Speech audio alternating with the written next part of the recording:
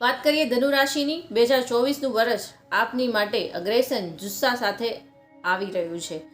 આપને દરેક કાર્યમાં આગળ વધવા માટે જુસ્સો મળી રહેશે, અગ્રેશન મળી રહેશે, પરંતુ એનો પ્રોપર ઉપયોગ કરવો તમારી માટે જરૂરી છે. જો ક્રોધમાં આવેશમાં આવીને બાજી બગાડશો તો તમારા દરેક કાર્યો બગડશે. આર્થિક દ્રષ્ટિએ વર્ષનું પ્રથમ સત્ર ખૂબ જ સારું છે. ધંધામાં આગળ વધવાના યોગ જણાઈ રહ્યા છે. ધંધામાં કોઈ મોટું ઇન્વેસ્ટમેન્ટ લાવી અને તમે તમારા ધંધાને આગળ વધારી શકો છો.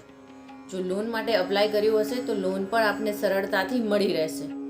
ઇન્વેસ્ટમેન્ટ પ્રોપર કરીને ઇન્વેસ્ટમેન્ટમાંથી પણ નાણાકીય ફાયદો તમે આ વર્ષે પ્રાપ્ત કરી શકો છો. શેર માર્કેટમાં આપને ફાયદો થવાના યોગ જણાઈ રહ્યા છે. નોકરિયાત વર્ગને પણ આ વર્ષે ફાયદો થવાના યોગ છે. પ્રમોશન મળી શકે છે, પરંતુ સ્થાન ફેરના કોઈ યોગ જણાઈ રહ્યા નથી. પરિવર્તન નહીં આવે, પરંતુ પ્રમોશન અવશ્ય મળશે. આર્થિક રીતે આપને આ વર્ષે ફાયદો થવાના યોગ છે.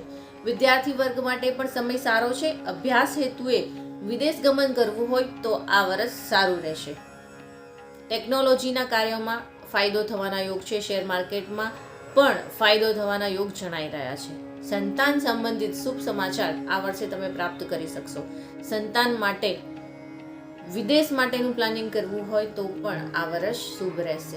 આધ્યાત્મિક દ્રષ્ટિએ ઉન્નતિ માટે પણ સમય સારો છે. જે લોકો ગૂઢ જ્ઞાન સાથે, વિદ્યાભ્યાસ સાથે જોડાયેલા છે અથવા તો એજ્યુકેશન સાથે જોડાયેલા છે તે લોકો માટે પણ સમય છે એ સફળતા અપાવનારો છે.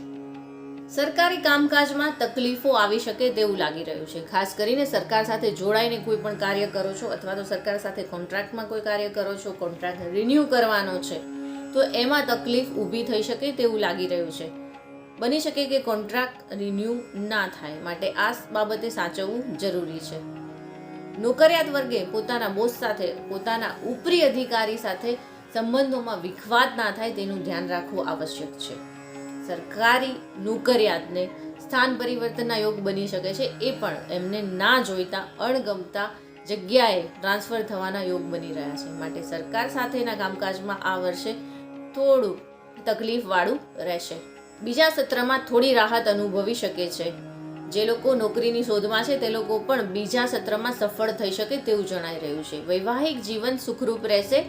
વિવાહના યોગ વર્ષના પ્રથમ સત્રમાં થઈ રહ્યા છે. ત્યારબાદ વિવાહમાં થોડી અડચણો ઊભી થઈ શકે તેવું લાગી રહ્યું છે. વૈવાહિક જીવન ઓવરઓલ સારું રહેશે. સ્વાસ્થ્ય પણ ઓવરઓલ આખા વર્ષમાં તમારું સારું રહેશે.